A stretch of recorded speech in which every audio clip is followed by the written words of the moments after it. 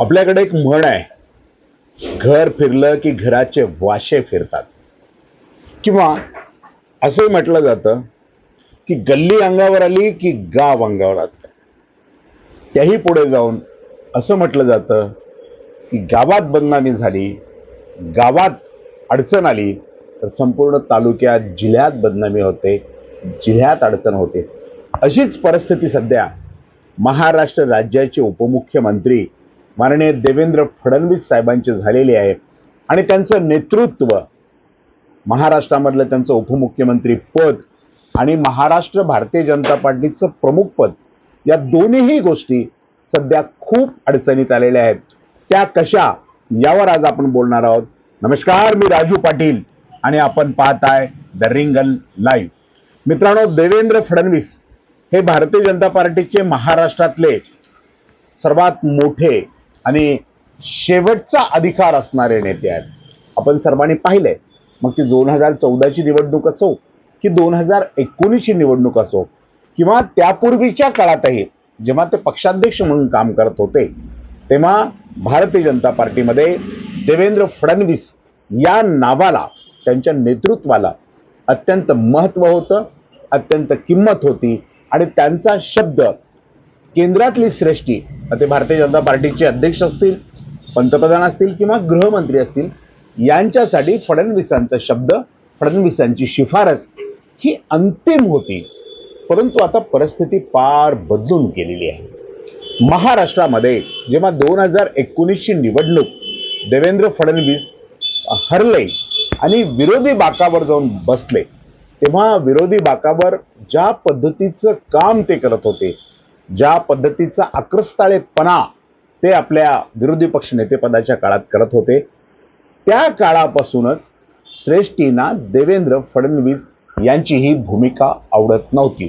अशातच त्यांनी जेव्हा शिवसेना महाविकास आघाडीचं सरकार पाडून एकनाथ शिंदेना ज्या पद्धतीनं बाहेर काढलं, ज्या पद्धतीनं शिंदेचे आमदार शिंदेसोबत बाहेर घेतले किंवा शिवसेना ज्या पद्धतीनं फोडली, ती पद्धतीही श्रेष्ठीला फारशी आवडलेली नाही. खास करून अमित शहाना अशा पद्धतीचं राजकारण नक्कीच आवडलं नाही. भविष्यात हे राजकारण अंगलट येऊ शकतं, याची जी कुणकुण अमित शहाना होती, तसंच पुढे घडत गेलं. आणि आज देवेंद्र फडणवीस यांच्याविषयी श्रेष्ठीच्या मनामध्ये, मग ते पंतप्रधान नरेंद्र मोदी असतील किंवा अमित शहा असतील, या दोघांच्या मनामध्ये एक प्रश्नचिन्ह निर्माण झालंय की महाराष्ट्रात भारतीय जनता पार्टीला पुन्हा क्रमांक 1 वर घेऊन जाण्यासाठी किंवा महाराष्ट्रामध्ये भारतीय जनता पार्टीला सत्तेमध्ये पुन्हा आणण्यासाठी किंवा उद्या 2024च्या निवडणुकीमध्ये भारतीय जनता पार्टीचे सर्वाधिक खासदार लोकसभेत घेण्यासाठी काय करावं लागेल, अशा पद्धतीचा प्रश्न आता त्यांच्या सर्वांच्या समोर पडलेला आहे. मुळात पहिल्यांदा देवेंद्र फडणवीसांनी त्यांच्या सत्तेच्या काळामध्ये किंवा आजही त्यांनी एक फार मोठ्या 2 चुका केलेल्या आहेत.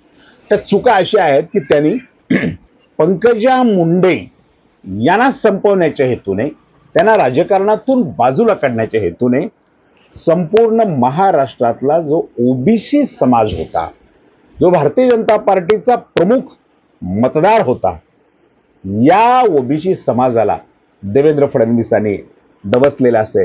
मग त्यात बावनकुळेच्या रूपाने का होईना, पण त्यांनाही डवसलेलं होतं. भविष्यामध्ये थोडासा पडदा या गोष्टीवर टाकावा म्हणून त्यांच्याकडे अध्यक्षपद भारतीय जनता पार्टीचं देण्यात आलेलं आहे. देवेंद्र फडणवीसांनी महाराष्ट्रातल्या जे प्रमुख, जो महाराष्ट्रातले प्रमुख समाज होते, एक ओबीसी समाज आणि दुसरा मराठा समाज. आता महाराष्ट्रामध्ये राजकारण करायचंय, मराठा समाजाची महाराष्ट्रातली संख्या ही सर्वाधिक आहे. महाराष्ट्रामध्ये मराठा वगळून राजकारण करणे किंवा मराठ्यांना डिवचून राजकारण करणे ही गोष्ट शक्य तरी आहे का? परंतु हा प्रयोग मात्र देवेंद्र फडणवीसांनी आपल्या सत्तेच्या काळात आपल्या बुद्धीच्या कौशल्यावर मराठे घराणेच महाराष्ट्रातले फोडण्याचा एक सपाटा लावलेला होता. आपल्याला आठवत असेल, मग तो विकेंडचा घराणा असेल किंवा आणखीन कुठला घराणा असेल, असे सगळे मराठ्यांचे महाराष्ट्रातले जे गड मानले जायचे किंवा जे बुरुज मानले जायचे, हे बुरुज तोडण्याचं काम त्यांनी केलं. मग काही दुसरे पक्ष फोडून आपल्या पक्षामध्ये, भारतीय जनता पार्टीमध्ये काही लोकांना मधल्या काळात 19च्या निवडणुकीच्या अगोदरच्या काळामध्ये त्याने आपल्या पक्षामध्ये अनेक दुसऱ्या पक्षातले फोडून लोक आपल्या पक्षात घेतले. जेव्हा दुसऱ्या पक्षाला अशा पद्धतीनं फोडून आपल्या पक्षामध्ये लोक ते घेत होते, तेव्हा भविष्यामध्ये याच लोकांची आपल्याला अडचण होईल असं त्यांना वाटलेलं नाही. परंतु आजची परिस्थिती महाराष्ट्रातली अशी आहे की देवेंद्र फडणवीस यांच्यावर आता महाराष्ट्रामध्ये भारतीय जनता पार्टीचे 105 आमदार आहेत. तर या 105 आमदारापैकी 40 आमदार जवळपास देवेंद्र फडणवीसावर पूर्णपणाने नाराज आहेत, त्यांच्या कार्यपद्धतीवर नाराज आहेत. महाराष्ट्र राज्याचं मंत्रिमंडळ स्थापन होत नाही. जे दुसरा विस्तार करायचा तो विस्तार वारंवार लांबणीवर पडतोय. त्याचं कारण एकनाथ शिंदे किंवा एकनाथ शिंदेची शिवसेना नाहीये. एकनाथ शिंदेच्याकडे कोणाला मंत्रिमंडळात घ्यायचं आणि कोणाला घ्यायचं नाही याची यादी तयार आहे. परंतु देवेंद्र फडणवीसांचीच यादी दिल्लीमध्ये फायनल होत नाही. हे ज्यांची नावं मंत्रिमंडळात संभाव्य मंत्री म्हणून घेऊन जातात त्या नावांना दिल्लीमध्ये हिरवा कंदील दाखवला जात नाही किंवा त्या नावाला पसंती दिल्लीची म्हणजे त्यांच्या पक्षाच्या प्रमुखांची मिळत नाही. अशा पद्धतीची सध्या महाराष्ट्रामध्ये चर्चा सुरू झालेली आहे. आणि म्हणून एकीकडे पंकजा मुंडेंचं नेतृत्व संपवायचं, दुसरीकडे विनोद तावडेंसारख्या अभ्यासू आणि मोठ्या मराठा नेत्याला सत्तेपासून बाजूला करायचं, अशा पद्धतीचं काम जे देवेंद्र फडणवीसांनी केलं तेच काम आज त्यांच्या पूर्णपणे अडचणीचं ठरत आहे.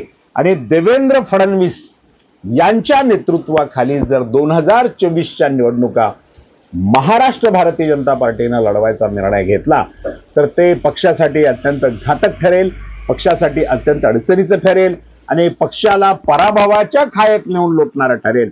अशा पद्धतीचा सूर आता भारतीय जनता पार्टीमध्ये उमटू लागलाय किंवा अशा पद्धतीची चर्चा भारतीय जनता पार्टीमध्ये सुरू झालेली आहे. आपल्याला आठवत असेल किंवा आपण सगळेजण जाणता की भारतीय जनता पार्टी ही निवडणुका जिंकणारी पार्टी आहे. म्हणजे ते बाकीचा विकास, कामं, देश, समाज या सगळ्या गोष्टी बाजूला ठेवून जेव्हा ज्या राज्यामधल्या निवडणूक असतात तेव्हा ते एवढे तयारीने त्या निवडणुकीमध्ये उतरतात. आपण सगळ्यांनी पाहिलंय की भारतीय जनता पार्टीची निवडणूक लढण्याची पद्धत अगदी देशाच्या प्रमुखापासून ते त्यांच्या शेवटच्या 50 प्रमुखापर्यंतची जी यंत्रणा असते ही यंत्रणा सतर्क असते आणि वारंवार ते सर्वे करतात महाराष्ट्राचा किंवा कुठल्याही राज्याचा की महाराष्ट्रामध्ये काय परिस्थिती आहे, या जिल्ह्याची काय परिस्थिती आहे, त्या जिल्ह्याची काय परिस्थिती आहे. अशाच पद्धतीचा एक अंतर्गत सर्वे गेल्या 1 महिन्यापूर्वी महाराष्ट्रामध्ये विनोद तावडे यांच्याच अध्यक्षतेखाली किंवा त्यांच्या नेतृत्वाखाली महाराष्ट्रामध्ये संपन्न झाला. भारतीय जनता पार्टीचा तो सर्वे होता. तो सर्वे थोडासा फुटला होता, वर्तमानपत्रात त्याची चर्चा झाली, पण परत विनोद तावडेंनाच अशी म्हणजे त्यांच्या पक्षाची अब्रू वेशीवर टांगली जाऊ नये यासाठी असं काही घडलं नाही अशा पद्धतीचा खुलासा करण्याची वेळ त्यांच्यावर आलेली होती. तर या सर्वेमध्ये भारतीय जनता पार्टीचे जे महाराष्ट्रातले आजचे खासदार आहेत या खासदाराच्या संख्येमध्ये प्रचंड मोठ्या प्रमाणामध्ये घट होईल अशा पद्धतीचा अंदाज पुढे आलेला होता. म्हणजे भारतीय जनता पार्टीच्या आज भारतीय जनता पार्टीकडे जवळपास 40 खासदार 2019ला त्यांचे सगळे मिळून महाराष्ट्रामधले निवडून आणलेले होते.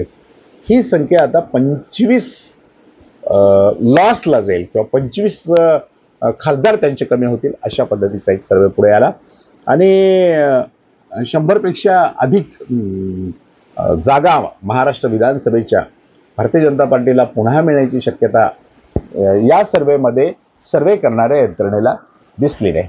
दुसरीकडे देवेंद्र फडणवीसांच्या नेतृत्वाविषयीचा जो प्रश्न होता सर्वेमधला या प्रश्नाला लोकांचा सकारात्मक पाठिंबा किंवा सकारात्मक उत्तर या प्रश्नाला मिळालेलं नाही. देवेंद्र फडणवीसांच्या नेतृत्वावरच महाराष्ट्रातली जनता आणि खास करून त्यांचा पक्ष सुद्धा त्यांच्या पक्षाला मानणारे नेते, पक्षाला मानणारे कार्यकर्ते किंवा पक्षाला मानणारा मतदार वर्ग सुद्धा देवेंद्र फडणवीस यांच्या कामगिरीवर नाराज आहे किंवा फडणवीसांचं नेतृत्व बदलून केडरबेस मराठा नेतृत्व तिथं यावं किंवा एखादं ओबीसी नेतृत्व तिथं यावं असं महाराष्ट्रातल्या जनतेला वाटतं असा त्यांच्या सर्वेचा अभ्यास आहे. त्यामुळे देवेंद्र फडणवीसांना त्यांचं महत्त्व कमी करून त्यांना बाजूला करण्यापेक्षा त्यांना केंद्रात वगैरे एखाद्या मंत्रिपदावर घेऊन जाण्याचा विचार भारतीय जनता पार्टी सध्या करते का, या प्रश्नाचं उत्तर आपल्याला शोधायचं आहे. महाराष्ट्रामध्ये देवेंद्र फडणवीस आणि एकनाथ शिंदे यांना फोडून ज्या पद्धतीनं स्वतःचं सरकार म्हणजे भारतीय जनता पार्टी आणि एकनाथ शिंदे गटाचं सरकार स्थापन केलं, हे सरकार स्थापन करून भारतीय जनता पार्टीला एक पार्टी म्हणून जो फायदा व्हायला पाहिजे तो फायदा महाराष्ट्राच्या राजकारणात झालेला नाही. उलट पक्षी भारतीय जनता पार्टीची जी प्रतिष्ठा महाराष्ट्रामध्ये होती ती प्रतिष्ठा पूर्णपणे या शिवसेना फोडण्याच्या कृतीमुळे डागाळलेली, जी प्रतिमा भारतीय जनता पार्टीची होती ती प्रतिमा डागाळलेली आहे. आणि लोकांना वाटतं की देवेंद्र फडणवीसांनी अशा पद्धतीनं उद्धव ठाकरे यांची शिवसेना संपवायला नको होती. त्यांचा पक्ष काढून घेण्याची पद्धत, त्यांचं चिन्ह काढून घेण्याची पद्धत, त्यांच्या पक्षाच्या संपत्तीवर अधिकार सांगण्याची पद्धत, या गोष्टी ज्या पद्धतीनं देवेंद्र फडणवीस यांनी एकनाथ शिंदेच्या माध्यमातून त्यांच्या गटाच्या माध्यमातून घडवून आणल्या, ही गोष्ट महाराष्ट्राला आवडलेली नाही. आणि केंद्रातली जी भारतीय जनता पार्टी आहे, केंद्रातल्या सरकारसाठी केंद्रामध्ये जास्तीत जास्त खासदार संबंधित राज्यातून निवडून आले पाहिजेत. आणि त्याच्या आडवं जर कोण येत असेल तर मग तो कोणी असला तर केंद्रीय पातळीवरची भारतीय जनता पार्टी किंवा थेट अमित शहा, पंतप्रधान नरेंद्र मोदी हे कोणाची गय करत नाहीत. बिनधास्तपणे तिथलं नेतृत्व बदलतात, कसल्याही पद्धतीचा विचार ते करत नाहीत. असं आजवरच्या अनेक घटनांमधून गोष्टींमधून आपल्याला बघायला मिळालेलं आहे. मग महाराष्ट्रामध्ये सध्या देवेंद्र फडणवीस यांना बाजूला केलं तर फारसं नुकसान पक्षाचं होणार नाही. एखाद्या मराठा नेत्याला जर शक्ती दिली किंवा एखाद्या ओबीसी नेत्याला जर ताकद दिली तर त्याचा फायदा 2024च्या निवडणुकीमध्ये होऊ शकतो. अशा प्रकारचा विचार करून देवेंद्र फडणवीसांना दुसऱ्या स्थानावर दिल्लीमध्ये वगैरे मंत्रिमंडळामध्ये घेण्याचा त्यांचा विचार असल्याची चर्चा सुरू झालेली आहे. दिल्लीमधले प्रमुख वर्तमानपत्र किंवा प्रमुख यूट्यूब चॅनल्स या विषयावर सातत्याने आता बोलायला लागलेले आहेत. जे मोठे पत्रकार आहेत देशातले, त्या पत्रकारांचे असं मत आहे की महाराष्ट्रातल्या नेतृत्वाविषयी म्हणजे देवेंद्र फडणवीस यांच्याविषयी केंद्रीय पातळीवरच्या नेत्यांचं फारसं चांगलं मत सध्या उरलेलं नाही. दुसरीकडे भारतीय जनता पार्टीच्याच काही आमदारांनी देवेंद्र फडणवीस यांच्या कामकाजाविषयीची नापसंतीची तक्रार गुप्तपणे अमित शहा यांच्याकडं केलेली आहे. किंवा देवेंद्र फडणवीस आणि त्यांचे जे जवळचे काही निवडून आलेले त्यांचे खास, त्याला आपण बगलबच्चे वगैरे असा आपला शब्द वापरत असतो, पण बगलबच्चे म्हणण्यापेक्षा त्यांचे खास आमदार जसे की औषधचे आमदार अभिमन्यू पवार हे देवेंद्र फडणवीसांचे खूप खास आमदार आहेत असं म्हटलं जातं. असे खास आमदार मंडळी राज्याच्या तिजोरीच्या भोवती फिरते आणि इतरांच्या वाट्याला विकास कामासाठी सुद्धा जेवढा निधी आवश्यक असतो हा निधी मिळवण्यामध्ये सुद्धा सध्याच्या काळामध्ये खूप मोठा त्रास भारतीय जनता पार्टीच्या इतर आमदारांना करावा लागतो. अशा पद्धतीची तक्रार सुद्धा केंद्रीय पातळीवर करण्यात आलेली आहे. दुसरं महत्त्वाची तक्रार अशी करण्यात आली की देवेंद्र फडणवीसांच्या पहिल्या टर्मच्या काळात आणि दुसऱ्या टर्मच्या म्हणजे आत्ताच्या काळात सुद्धा ज्या पद्धतीचं जात समीकरण त्यांनी महाराष्ट्रामध्ये सांभाळायला पाहिजे किंवा ज्या पद्धतीनं सर्व जाती धर्माच्या लोकांना बरोबर घेऊन पुढे जायला पाहिजे होतं, त्यात देवेंद्र फडणवीस पूर्णपणे अयशस्वी ठरलेले आहेत.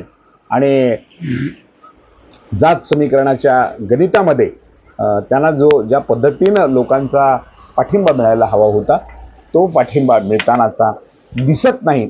काही विशिष्ट जात समूहाला अधिक मदत करणे आणि काही जाती समूहाला जाणीवपूर्वक बाजूला ठेवणे अशा पद्धतीचा प्रयोग त्यांच्या कार्यकालामध्ये सध्या होतोय. आणि त्यामुळे भारतीय जनता पार्टीला त्याचं फार मोठं फटका उद्याच्या 2024च्या निवडणुकीमध्ये बसण्याची शक्यता निर्माण झाली असल्याची जोरदार चर्चा महाराष्ट्रामध्ये आणि केंद्रीय पातळीवर देशामध्ये सुरुवात झालेली आहे. नेमकं दिल्लीमध्ये मोठं काहीतरी घडलंय. त्याचं कारण असं आहे की महाराष्ट्रामध्ये देवेंद्र फडणवीसांच्या मोठ्या तक्रारी केंद्रीय पातळीवर आता होत आहेत. त्याची चर्चा आता केंद्रीय पातळीवरचे मोठे पत्रकार करतायत आपल्या विश्लेषणामध्ये. ही गोष्ट सुरू झाली आहे. परंतु महाराष्ट्रामधले काही युट्यूबर, काही ज्येष्ठ पत्रकार मात्र देवेंद्र फडणवीसांची बाजू लावून धरण्याच्या कामात गेल्या 2-4 दिवसांमध्ये मजबूतीनं पुढे आलेले आहेत. आदरणीय भाऊ तुरसेकर साहेबांसारखा एक अत्यंत मोठा पत्रकार किंवा एक सिनियर पत्रकार सध्या फडणवीसांची बाजू मोठ्या ताकदीनं लावून धरून फडणवीसांचं काहीच कसं चुकलं नाही हे दाखवण्याचा त्यांचा प्रयत्न सुरू आहे. आणि मग छोटे युट्यूबर्स जे छोटे पत्रकार आहेत हे सगळ्या मंडळींचं कसं चुकीचं आहे, म्हणजे थोडक्यात म्हणजे आम्हा मंडळींचं असं बोलणं किती चुकीचं आहे यावर आता भाऊ तोरसेकरांसारखी मोठी मंडळी भाष्य करत आहे. आमचं आणि त्यांचं दोघांचंही बाजूला ठेवलं तरी काहीतरी मोठी गडबड महाराष्ट्राच्या राजकारणामध्ये सुरू झालेली आहे देवेंद्र फडणवीस यांना घेऊन. आणि भारतीय जनता पार्टी आता भाकरी फिरवण्याच्या मनस्थितीमध्ये आलेली आहे. हे मात्र आता जवळपास स्पष्टच होत चाललेलं आहे. आणि भारतीय जनता पार्टी पुढे भाकरी फिरवल्याशिवायचा पर्याय उरलेला नाही. देवेंद्र फडणवीसांच्या नेतृत्वाखाली 2024च्या निवडणुकीला जर महाराष्ट्रामध्ये भारतीय जनता पार्टी पुढे गेली किंवा त्यांच्या नेतृत्वाखाली निवडणूक लढवण्याचा निर्णय भारतीय जनता पार्टीने घेतला तर भारतीय जनता पार्टीला फार मोठा फटका बसण्याची शक्यता आहे. कारण महाराष्ट्रामधल्या 2 महत्त्वाचे जे समाज आहेत किंवा 2 महत्त्वाच्या जे जात समूह आहेत, मराठा आणि ओबीसी, हे दोघंही भारतीय जनता पार्टीपासून आता जवळपास दूर होण्याच्या परिस्थितीमध्ये आलेले आहेत किंवा किंबहुना ते भारतीय जनता पार्टीपासून दूर चाललेले आहेत. हा ओबीसी आणि हा मराठा मतदार काँग्रेस आणि राष्ट्रवादीकडे जाण्याची शक्यता महाराष्ट्रामध्ये निर्माण झाली आहे. आणि देवेंद्र फडणवीसांच्या या सगळ्या कामकाजाच्या पद्धतीचा फायदा महाराष्ट्रामध्ये महाविकास आघाडीला होतो आहे. आपण परवाच एका सर्वेवर सुद्धा चर्चा केली की 2024 मध्ये महाविकास आघाडी महाराष्ट्रामध्ये सरकार स्थापन करेल अशा पद्धतीचा सर्वे सकाळी या माध्यम समूहाने प्रसिद्ध केला होता. आपण त्यावर सविस्तराने बोललो सुद्धा होतो. म्हणजे देवेंद्र फडणवीस हा सध्या भारतीय जनता पार्टीचा सर्वात टेन्शनचा मुद्दा होऊन बसलाय किंवा त्यांच्यासमोर फडणवीस या नावामुळे एक प्रश्नचिन्ह भारतीय जनता पार्टीच्या समोर निर्माण झालेलं आहे की फडणवीस की सत्ता, फडणवीस की उद्याचे खासदार, अशा पद्धतीचा प्रश्न भारतीय जनता पार्टी समोर निर्माण झालेला आहे. आणि महाराष्ट्राचं मंत्रिमंडळाचा विस्तार सुद्धा देवेंद्र फडणवीसांच्या यादीमुळे थांबला असल्याची खात्रीलायक माहिती आता माध्यमांच्या समोर आतल्या बाजूनं किंवा आतल्या गोटातून येते सुद्धा आहे. या सर्व गोष्टीचा विचार केला किंवा आज महाराष्ट्रामध्ये ज्या काही पद्धतीच्या चर्चा सुरू आहेत किंवा केंद्रीय पातळीवर ज्या पद्धतीचं काम सध्या भारतीय जनता पार्टी महाराष्ट्राला घेऊन करू पाहते, त्या सर्व गोष्टीचा अभ्यास केला तर एक गोष्ट मात्र आता निश्चित आहे की महाराष्ट्रामध्ये नेतृत्व बदल करण्याच्या विचारामध्ये भारतीय जनता पार्टी आहे. आणि अशा पद्धतीचं जर नेतृत्व बदल करण्याचा निर्णय त्यांचा झालाच तर आशिष शेलार आणि विनोद तावडे या 2 नेत्यांना उद्याच्या निवडणुकीमध्ये किंवा महाराष्ट्राच्या उद्याच्या भारतीय जनता पार्टीच्या राजकारणामध्ये मोठं महत्त्व येईल असं देशातल्या ज्येष्ठ पत्रकारांना आणि अभ्यासू विश्लेषकांना वाटतं. आज इतकंच रिंगणच्या प्रेक्षकांसाठी की महाराष्ट्रामध्ये भारतीय जनता पार्टीमध्ये काही सध्या अलबेल अशी परिस्थिती नाही. भारतीय जनता पार्टीची धुसफूस खूप मोठ्या प्रमाणावर वाढलेली आहे. आणि ही धुसफूस देवेंद्र फडणवीस यांना घेऊन महाराष्ट्रामध्ये होते आहे. अर्थात देवेंद्र फडणवीसांच्या नेतृत्वावर महाराष्ट्रातल्या भारतीय जनता पार्टीचा आता पूर्वीसारखा अगदी 100% विश्वास उरलेला नाही. देवेंद्र फडणवीस म्हणतील तेच महाराष्ट्रामध्ये भारतीय जनता पार्टीमध्ये सुद्धा यापुढे घडण्याची शक्यता नाही. नवे लोक येतील, पक्षाचं नेतृत्व करतील, पक्षाचा विचार लोकांच्या समोर मांडतील आणि विविध जाती समूहाचे लोक एकत्र येऊन भविष्यामध्ये भारतीय जनता पार्टीचा विचार पुढे घेऊन जाण्याची शक्यता आहे. आज मात्र भारतीय जनता पार्टीतलं पार्टीचं जे भविष्य आहे, भवितव्य आहे 2024चं, हे भवितव्य धोक्यात आलेलं आहे आणि संपूर्ण भारतीय जनता पार्टीचा महाराष्ट्रातला जो प्रवास आहे, हा प्रवास पूर्णपणे धोक्याचा प्रवास बनलेला आहे. म्हणून देवेंद्र फडणवीसांना केंद्रीय मंत्रिमंडळामध्ये स्थान देऊन महाराष्ट्रामध्ये नव्या लोकांच्या हाती भारतीय जनता पार्टीची सूत्र देण्याची दाट शक्यता सध्या निर्माण झालेली आहे. आज इतकंच. अशाच महत्वाच्या विश्लेषणासाठी आणि विविध घडामोडीवर चर्चा करण्यासाठी, ऐकण्यासाठी पाहत रहा रिंगण लाईव्ह, आवाज महाराष्ट्राचा. आणि एक विनंती आपल्याला आहे, अजूनही जर आपण द रिंगण लाईव्ह हे आपलं यूट्यूब चॅनल सबस्क्राईब केलं नसेल तर जरूर करा, लाईक करा, शेअर करा. धन्यवाद.